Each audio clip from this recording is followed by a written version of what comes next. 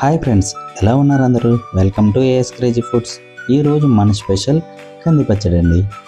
మీకు పెద్దగా టైం లేదు, క్విక్గా ఏమైనా రెడీ చేయాలి, ఇంట్లో కూరగాయలు కూడా లేవు, అటువంటి టైంలో ఈ కంది పచ్చడి చాలా ఈజీగా రెడీ చేయొచ్చు. అంతేకాదండి, మీరు ఏం కూరలు తిన్నా నోటికి రుచిగా లేదు, కారంగా ఏమైనా తినాలనిపిస్తున్నప్పుడు ఈ కంది పచ్చడి ట్రై చేయండి. వేడి వేడి అన్నంలో ఈ కంది పచ్చడి వేసుకుని కాస్తంత నెయ్యి వేసుకొని తింటే అబ్బాబ్బాబ్బా, ఆ టేస్టే వేరండి. లాస్ట్ టైం మా అక్క వచ్చినప్పుడు తమ్ముడు ఏం తింటామని అడిగింది. అక్క, నాకేం తినాలనిపించట్లేదు అని చెప్పా. అంతే, నేను నీకోసం స్పెషల్గా కంది పచ్చడి చేస్తాను, తిని చూడు అంది. తిన్న తర్వాత మామూలుగా లేదండి, నేను ఫ్లాట్ అయిపోయాను. లేట్ ఎందుకు మరి, ఎంతో టేస్టీగా ఉండే ఈ కంది పచ్చడిని స్టార్ట్ చేసేద్దామా? ముందుగా స్టవ్ మీద ప్యాన్ పెట్టుకుని 1 కప్ కందిపప్పు యాడ్ చేసుకుందాం. నేను యాడ్ చేసుకున్నటువంటి కందిపప్పు 200 గ్రామ్స్ ఉంటుంది. యాడ్ చేసినటువంటి కందిపప్పుని గోల్డెన్ కలర్ వచ్చే వరకు ఫ్రై చేసుకుందాం. ఈ విధంగా ఫ్రై చేసే టైంలో మంట లో ఫ్లేమ్లో పెట్టుకుని ఫ్రై చేసుకోండి. హైలో పెట్టి ఫ్రై చేస్తే మాడిపోయే ఛాన్సెస్ ఉన్నాయి. అందుకని లో ఫ్లేమ్లో పెట్టుకుని గోల్డెన్ కలర్ వచ్చే వరకు బాగా ఫ్రై చేసుకోండి.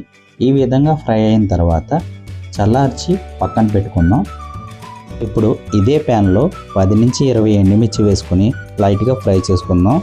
మీరు స్పైసీ చాలా తక్కువ తినే వాళ్ళైతే మీరు చూసి వేసుకోండి, స్పైసీగా తినే వాళ్ళకైతే సరిపోతుంది. ఎండుమిర్చిని ఎటువంటి ఆయిల్ లేకుండా ఫ్రై చేసుకోవచ్చు, లేదంటే మీరు కొంచెం ఆయిల్ వేసుకుని కూడా ఈ ఎండుమిర్చిని ఫ్రై చేసుకోవచ్చు. ఎండుమిర్చి ఫ్రై అయ్యే టైంలో 1 టీ స్పూన్ జీలకర్ర యాడ్ చేసుకోండి.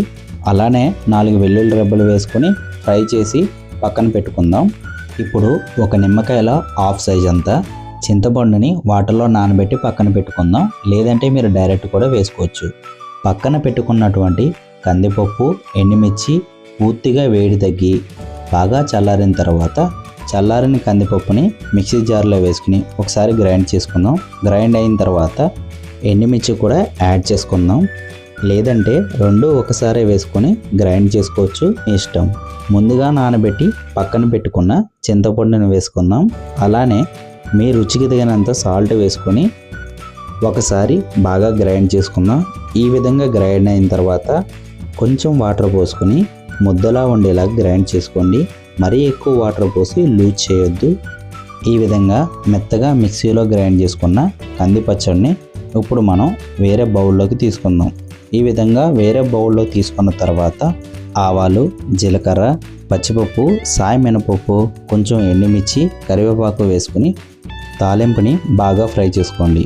ఫ్రై అయిన తాలింపుని మనం ప్రిపేర్ చేసి పక్కన పెట్టుకున్న ఈ కంది పచ్చడిలోకి యాడ్ చేసుకుంటే సరిపోతుంది. ఎంతో టేస్టీగా ఉండే కంది పచ్చడి రెడీ అయిపోయింది. లేట్ ఎందుకు మరి, మీరు కూడా ఒకసారి ట్రై చేయండి. మీకు ఎలా కుదిరిందో కామెంట్లో తప్పకుండా తెలియచేయండి. వీడియో కానీ మీకు నచ్చినట్లయితే మీ ఫ్రెండ్స్ అండ్ ఫ్యామిలీ మెంబర్స్కి షేర్ చేయండి. ఇలాంటి మరిన్ని వీడియోల కోసం మన ఈ చిన్న ఛానల్ని లైక్ చేయండి, సబ్స్క్రైబ్ చేసుకోండి. Thank you for the watching.